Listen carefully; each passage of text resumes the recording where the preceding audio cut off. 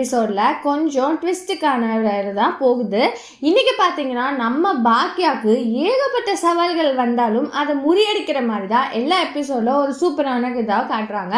இன்னொரு பக்கம் நம்ம இனியாவுக்கு பிரச்சனைன்றத மாதிரி பாக்கியாவும் சும்மா இல்லாமல் அவங்களும் போய் என் பொண்ணுக்கு ஏதோ ஒன்றுனா நான் சும்மா விட மாட்டேன் அப்படின்றது தான் போய் இனியாவோட மாமனார்கிட்டயும் பேசுகிறாங்க.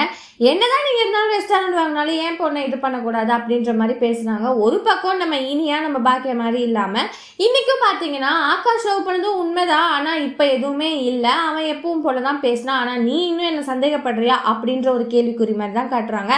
ஸோ இது நாளுக்கு நாள் சண்டையாக போயிட்டு இருக்கு. ஸோ இனியாவும் அவங்க ஹஸ்பண்டும் பழைய மாதிரி இருப்பாங்களா, இல்லை அவங்க எப்பவும் போல கல்யாணம் ஆன புதுசாக இருக்கிற மாதிரி ஃபியூச்சரில் நல்லபடியாகவும் இருப்பாங்களா அப்படின்ற ஒரு கேள்விக்குறியோடு தான் எல்லா மக்களும் பார்க்குறாங்க.